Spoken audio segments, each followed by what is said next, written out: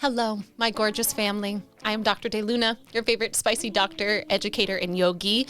And today I am so excited to share a little bit about mental health. Today we're going to be talking all about depression. And this isn't going to be your typical depression talk because this is going to go into all of the root causes of depression. And truly, I wish that this episode was out when I was going through it.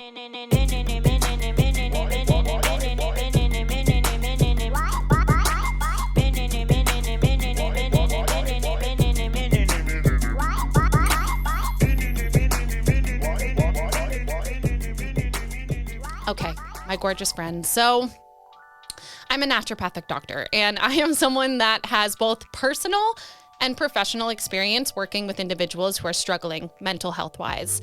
Know that I am someone that you could say anything to. Know that you probably already know that I tried to kill myself because you listened to the first episode. And I have no problem diving into this material with all of you because it's something that is really important and it's something that maybe someone in your life is going through and they could really value from this information. So today we're not going to be talking about what medications to take. We're not going to be talking about what supplements will benefit you. We're going to be talking about what you need to look into to get to the root of this, because every single symptom that you experience is your body's way of trying to get your attention. Mental health concerns are no different.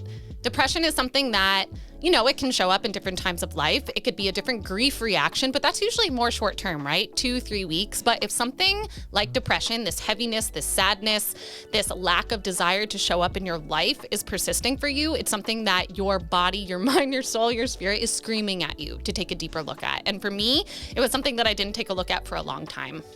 So I am sure that you have heard that gut health influences every part of your body, right? And we're going to talk and actually start in the gut because this is where a lot of depression actually stems. A lot of root cause medicine does exist in the gut, and the gut is this outside world. It is truly one tube from your mouth to your anus of the outside world in which your body is saying, do I want to integrate this in? Do I want this to be a part of my structure? Or do I want to pass this and leave it outside?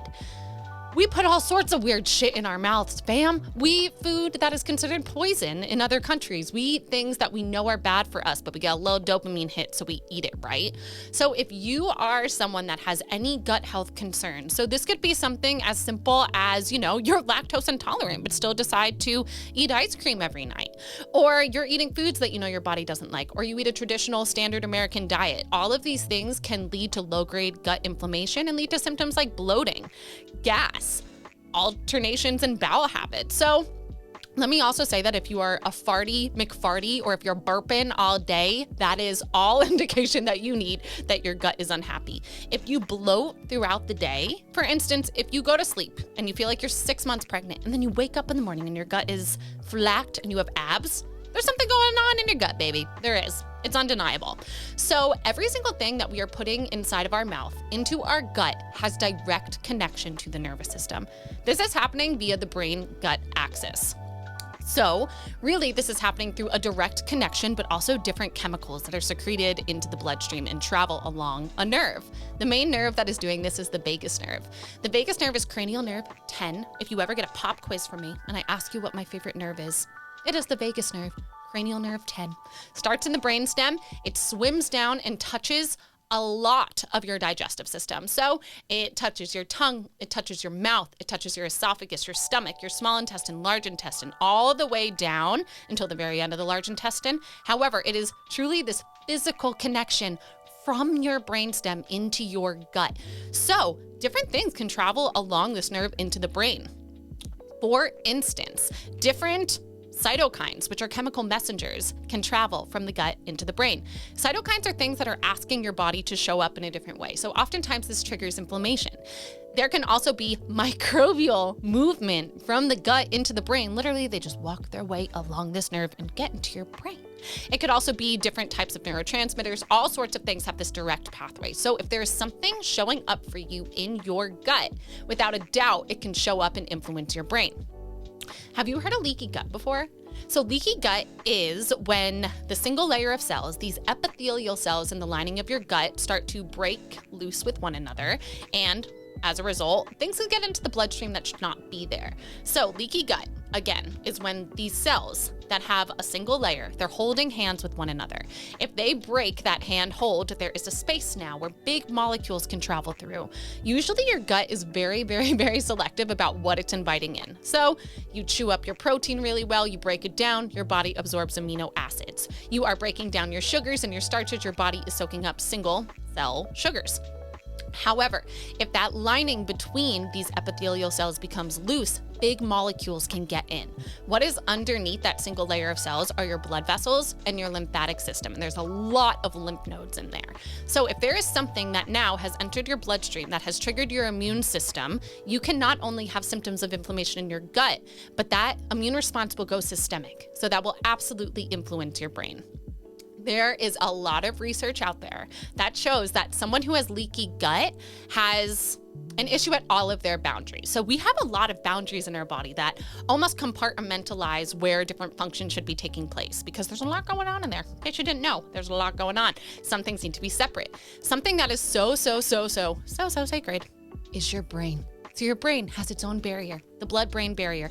It is exquisitely selective about what can cross. However, just like the gut barrier can break down, your brain barrier can break down.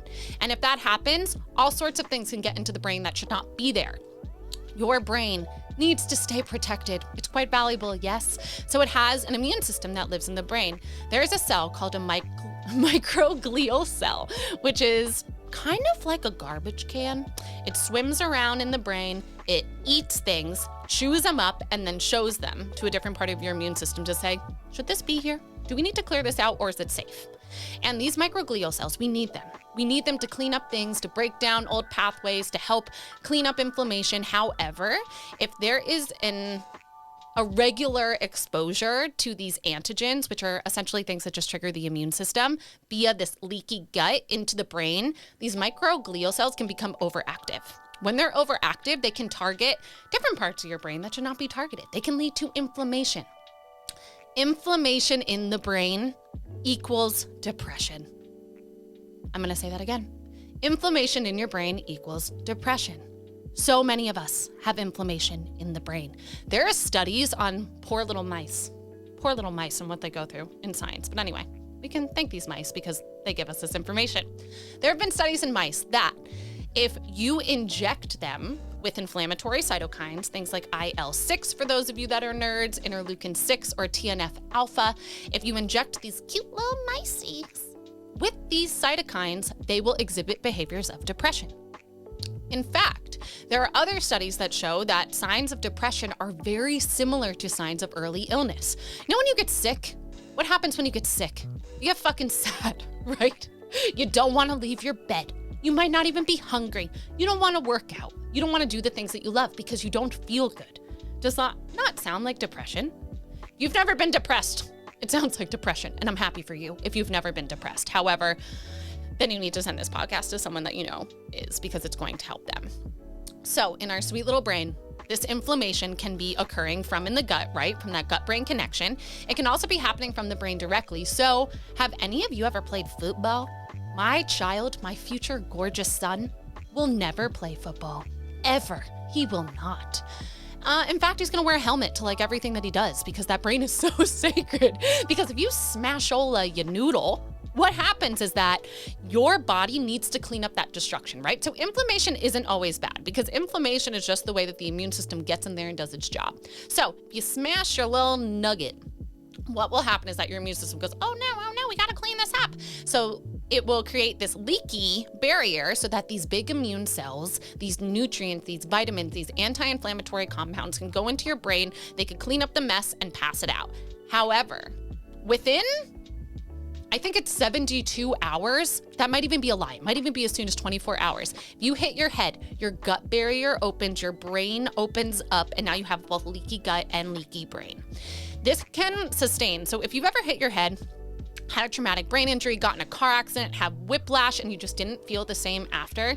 Even if I have a patient who got hit in the head with a soccer ball just playing soccer, and she's never been the same after.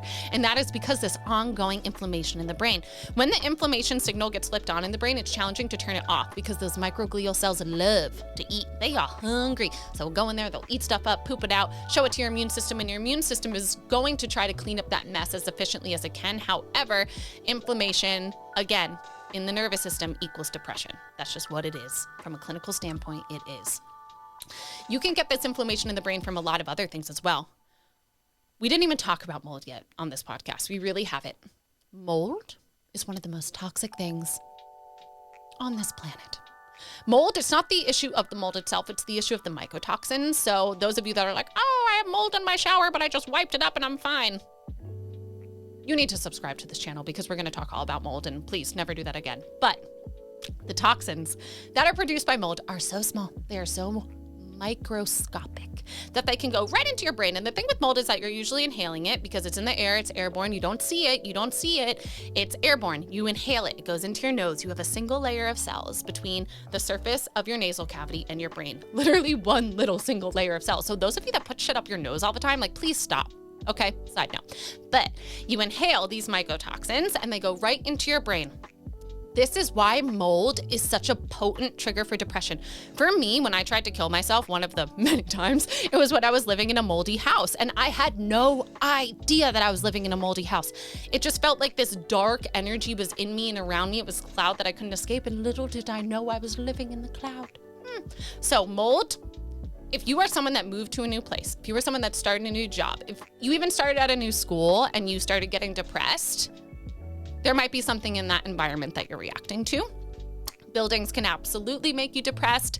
There's actually different studies that show that people that live in rainy, swampy areas are more likely to get depressed. And I really think that is because of the mold exposure and sick building syndrome, because sick buildings that have been water damaged, they don't just have mold, they can have gram-negative bacteria, they can have all sorts of things that can enter your brain. Speaking of that, your gut is loaded with critters in there, good and bad.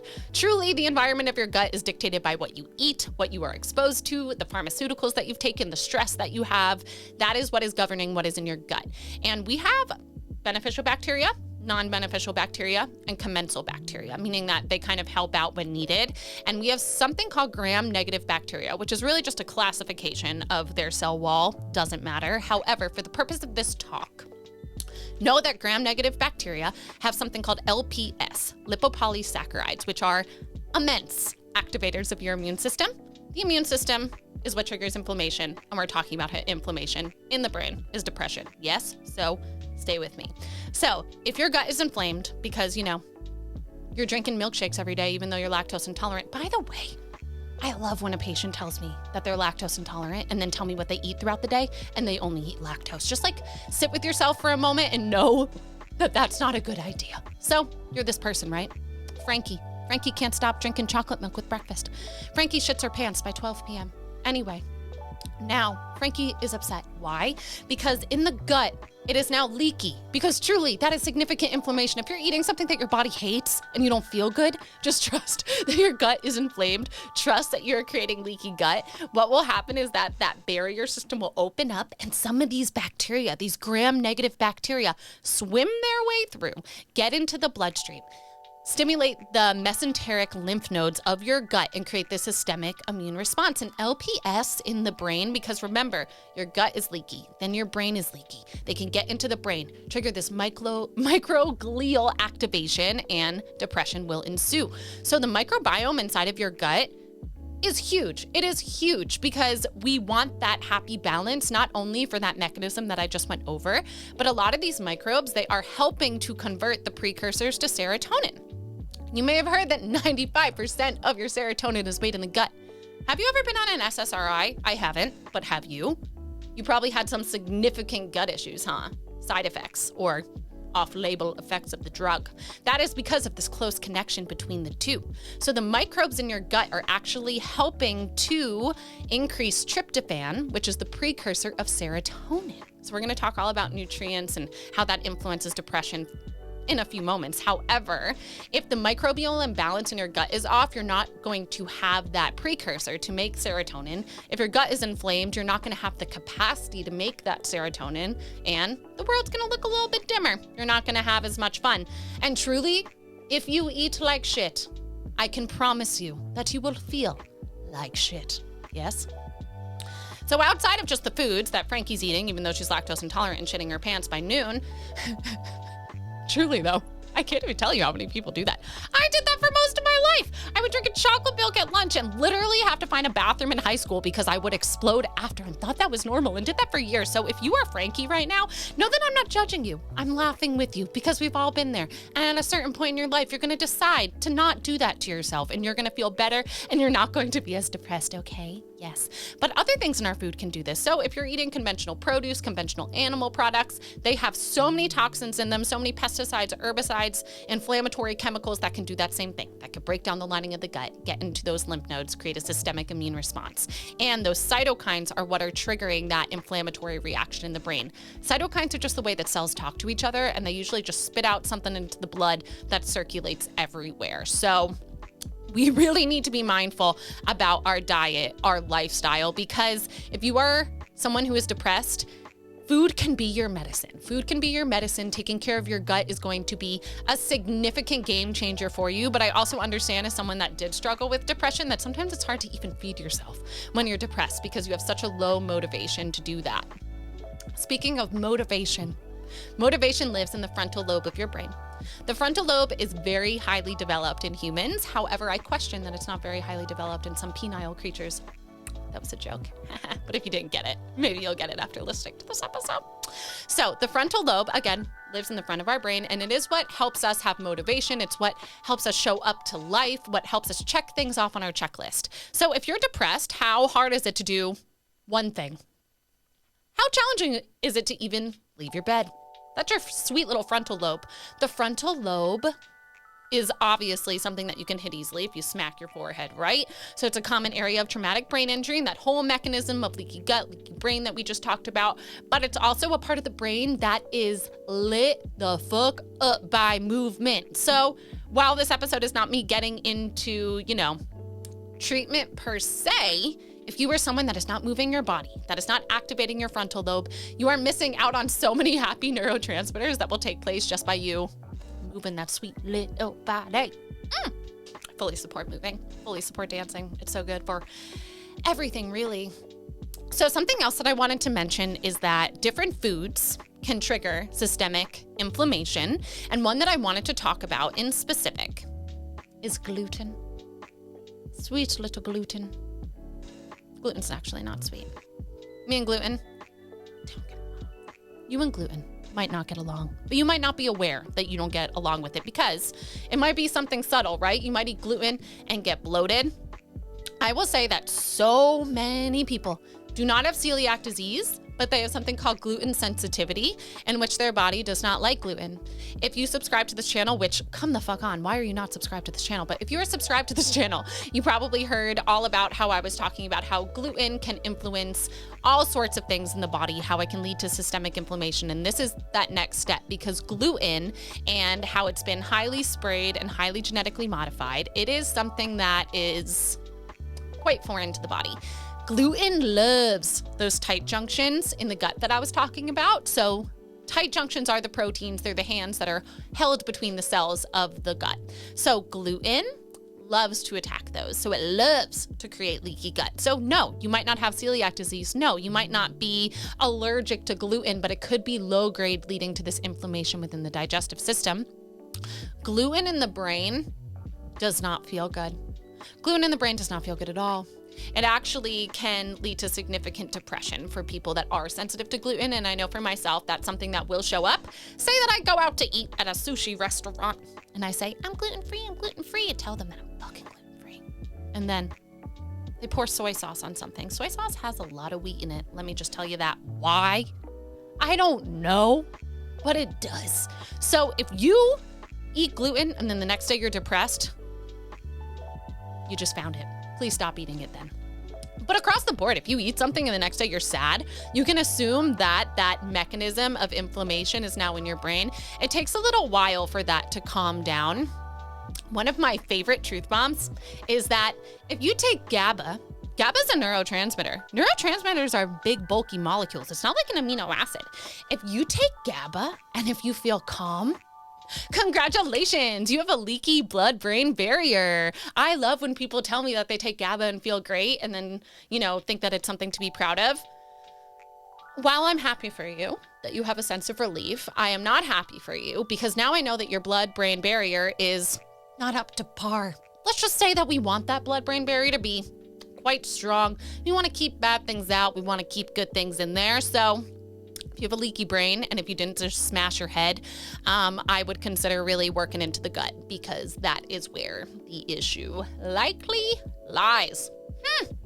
So if I didn't convince you to actually give a fuck about what you eat yet, I hope that it's slowly starting to sink in because your vagus nerve is connected to your brain and it's also connected to your gut, and anything can travel from one direction to the other. So the current model of depression is that in which we usually are prescribing antidepressants, which are truly just manipulating 1, 2, 3 neurochemicals, different neurotransmitters. It's clear in the scientific community that that is not what depression is anymore. It's just not. We know that it's not one chemical imbalance leads to the progression of depression. It just does not. And if that's something that you're still in alignment with, you're kind of living from an outdated model. And so is your doctor, which is okay because listen to you. You're listening to this podcast and you are going to educate them and you're going to change your life. However, we of course need these neurochemicals, right? We need neurotransmitters, we need dopamine, we need serotonin, we need to feel good. And if you are not consuming the building blocks to make these things, it's going to be a challenge to feel the way that you were intending to feel with these chemicals. So you might be someone that is low dopamine, so you get addicted to scrolling because you get a little dopamine kick every time. You might be someone that's depleted in dopamine and you might have a food addiction because you get a little bit of dopamine each time, but really your body is craving that deep, actual pleasure from your own endogenous creation. So when I was the most depressed in my life, let me just paint a little picture for you. When I was the most depressed in my life, let me pick a time. There's a couple that really stick out, but I'll talk about the first time, the really bad time. This is actually the second time. Sorry, I'm really putting myself out there today. So the second time when I was exquisitely depressed, let me truly tell you what was going on. I was living in a moldy house. I was going to a moldy medical school. I was a strict vegan. I was so stressed. And I had quite a few chronic infections. I had a hidden chronic infection in my mouth. And all sorts of inflammation, exquisite levels of inflammation. Before I jump into what I was going to jump into, I want to speak to stress since I just brought that up. Stress releases so many chemicals into the bloodstream, predominantly cortisol.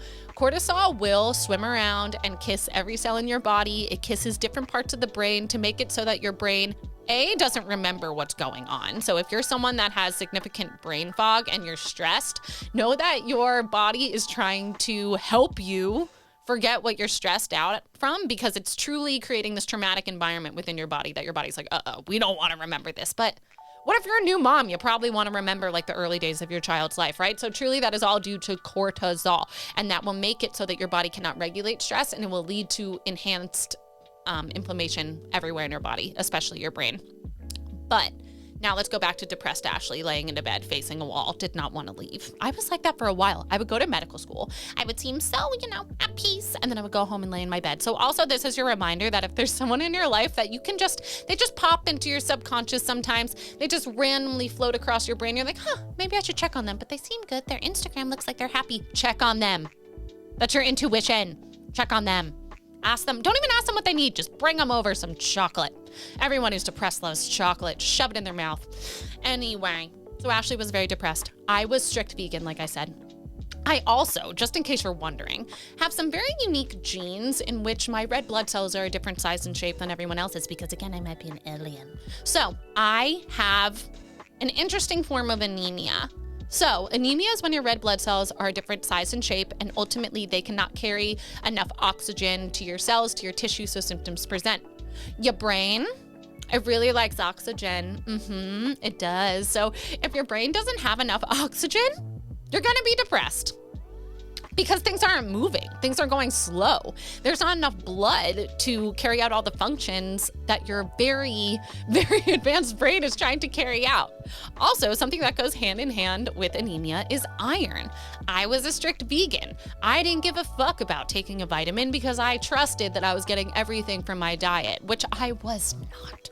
I was iron deficient. I was B12 deficient, B6, B9 mineral deficient. If you're deficient in any of those, depression can ensue, which is why so many people are like, oh, I take B12 and I'm not depressed anymore. It's truly because these are cofactors to make neurochemicals. If you don't have the cofactors, it's like you're trying to start a car, but the ignition won't turn. So you're going to try and try and try, but it's not going to happen. And you're going to feel depleted and exhausted from doing that. So if you are vegan, I support your decision. However, you need to supplement with the essential vitamins and minerals that you're not getting in your diet. Even if you do eat animals, but you don't eat red meat often, if you don't get enough bioavailable iron in your diet, you could have symptoms of this because if you don't have enough iron, you cannot make dopamine. Let that settle in. If you have ever been told that you cannot donate blood because you're iron deficient, you're dopamine deficient. You need iron. You need it, you need it, you need it, you need it. Yes, you can eat spinach. I have never seen that someone got their iron in optimal range by eating spinach. I'll just tell you that right now. So I would recommend supplementing or eating some beef liver. Beef liver also has a lot of good B vitamins and things that you need. But aside from the vitamins and minerals that you need protein. I was so protein deficient when I was a vegan. I was eating tubs of hummus, rice and beans, tempeh, tofu. I was truly trying, but I was hungry and I was mad all the fucking time. I was truly so hungry. All I needed was a steak. Little did I know. Anyway, if you don't have protein, you don't even have the first step of what your body needs to make these neurotransmitters. You need phenylalanine, you need tyrosine, you need tryptophan. These are all coming from the diet. Yes, plants can have protein. However, you need to make sure that you're not deficient.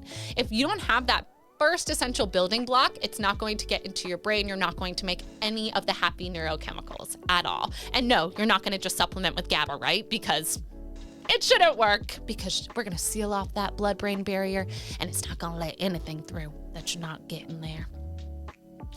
Things that can influence the ability of these nutrients to get into the brain are things like low blood pressure. So if you don't have a lot of blood flowing to your brain, you're not going to get anything that's in the blood to the brain. So if you're someone that goes from sitting to standing and almost faints, congratulations. You've probably got low blood pressure. You need to check that out.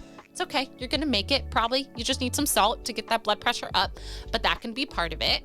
It can also happen from different blood sugar imbalances. So insulin is the key to your cells that lets nutrients enter to make energy, predominantly sugar, but it also shows that there is an influence of insulin on the brain. And if there is a dysregulation in insulin, so insulin resistance, too high of insulin, too low of insulin, if there's any blood sugar things like hyper or hypoglycemia, then insulin will be unregulated and it will not allow these amino acids into the brain to make dopamine, serotonin, all of these things. So if blood sugar is an issue for you, you have to work on that. That's not negotiable for anyone in my practice. Not because blood sugar is, isolated. It's truly impacting every single cell of your body. Blood sugar, when it's elevated, can lead to severe inflammation everywhere in your body. So if you're someone that's like, oh, I take these supplements for detox, but then you eat foods that you feel a rise and fall in blood sugar, or if you know that your blood sugar is unstable, you are not necessarily treating the root of your inflammation, which is absolutely that blood sugar piece. So you need to be mindful of that. So if you are anemic at all, so this can happen from a number of different nutrients, I just want you to assume that if you're anemic, that this is a mechanism going on for you, that you are either low oxygen or low vitamin mineral depleted, in which now your brain cannot make the neurochemicals that it needs. But also, I think it's super important to consider that you could be doing everything right, but a medication can be impacting these levels. So birth control, know how much I love hormonal birth control, right? Let me also just say that when I tried to kill myself, I was on birth control, and that is because birth control depletes vitamin B6. You can't make any neurotransmitters without vitamin B6. It's one of the main cofactors. You mainly get vitamin B6 from animal protein. And I was so deficient in vitamin B6 that it was a huge part of my health journey, was getting that back up and for my brain to actually function the way that it's supposed to. So during this time, if you are someone that is on birth control, if you are on a proton pump inhibitor, did you listen to my gut health episode? Because it kind of goes hand in hand with this one, huh? But if you are someone that is on a proton pump inhibitor, what this is doing is it's impacting the cells in your stomach that switch a proton for another mineral to make the lumen of your stomach acidic. This acidic lumen of your stomach is helping you break down proteins into amino acids. It's helping you start to release these vitamins and minerals so that they can be absorbed. So if you're taking a proton pump inhibitor, once again, I can promise you that you are depleting a lot of vitamins and minerals. So I don't think that anyone needs to be on a proton pump inhibitor. I'm aware that I'm very opinionated. However, most of the time, why people are taking those is because they have something like GERD or reflux. The root is not too much stomach acid. That has never been the root. It's usually too little stomach acid. Issues with motility, stress, one of those things is impacting. So if you're on a proton pump inhibitor, I would consider getting off, but also know that outside of those two medications, a lot of medications can deplete these vitamins and minerals. So if you are taking something regularly, I invite you to take a look. It could be as simple as a Google search to see what it depletes. And if you're not sure, reach out to me because I would love to help you figure it out. So to recap, your body is fucking perfect. It always has been. If you're depressed, you're not broken. If you want to kill yourself, that is okay. Not that it's okay because we need you here. I need you here. I love you. So does your family, so do your friends, so do your pets. They love you. I'm saying it's okay because it doesn't mean that you're stuck. It doesn't mean that there's no solution. It doesn't mean that there's not a way out. That is truly your body, your mind, your soul, your spirit, your ancestors screaming at you to look at something that you have not yet looked at. And as someone that has suffered from very severe depression, I can attest that when you get that root, everything will shift. Of course, you're going to have highs and lows of emotions. Of course you are. But if you are someone that is waking up feeling like there is a fog over your gaze, like you can't find joy, like it's hard to feel connected to your purpose, a big part of it can be inflammation. I want you to just start with that. This doesn't mean taking a bunch of anti-inflammatory supplements, even though it might. It means finding the root cause of that inflammation. Oftentimes that is in your gut. You need to start taking your diet, your lifestyle, your stress seriously, because stress is also, it's not only releasing an abundance of cortisol, but it's breaking down the blood-brain barrier. It's breaking down the gut barrier so that you get leaky gut, leading to that systemic circulation of inflammatory cytokines, molecules, chemicals. I didn't even mention that toxins can do this, right? The toxins in our air, the toxins in our water can be leading to that breakdown in that story that we just discussed. So outside of that, you also need to be considering how this inflammation in your gut is influencing your nutrient availability and absorption, because it's not always what you eat, it's what you absorb. So if you're someone that is pooping out whole salads and, you could tell what you've passed based on what's in the toilet, that's a sign that you're not getting anything from your food. So in working on your gut, in working on your stress, in working on your toxic exposures, and making sure that your body has everything that it needs, you are going to have such a different experience on life. And if you are someone that does feel stuck or feels like you are a victim to a pill, but you still don't feel relief, know that that's because you have not found the root cause. I fully support anyone that is using a pharmaceutical as a tool to get you out of a dark place. Because again, I've been there and it's scary. It's scary to be driving a car and want to turn and crash. I've been there. It's hard to be standing on a bridge and think, I could just step off the edge and fall. I understand. And if you are in that place, some support is definitely indicated, whether that's pharmaceutical, talking to a therapist, having someone with you all the time. All of these things are very important. But know that once you get out of that crisis mode, once you are ready to do that deeper work, everything is going to fall into place. And then you'll be like me. You'll be able to talk about it openly. You'll be able to share your story with someone that needs to hear it so that if they feel alone and isolated, stuck and scared, you can be that light for them. So if you are someone that is struggling with anything mental health wise, I am so happy that you are here. I am so happy that we connected, and you are going to be okay. This is the way that you are reclaiming your power, reclaiming your ability to show up for your life, and also reconnecting to your purpose. And I really do believe that everything that we encounter does lead us where we need to go. And if someone said that to me when I was lying in my bed wanting to die, I'd probably elbow them in the face. But now I can see that. So if that's where you're at, I'm here for you. Please like this channel. Share this episode with someone that needs it. I know there's someone in your life that needs it. And if you want to work with someone on mental health, getting to the root cause, truly, it is one of the greatest honors in my life to help people get out of that place. So thank you so much for listening. I love you all deeply. Thank you for being here. The world celebrates your existence.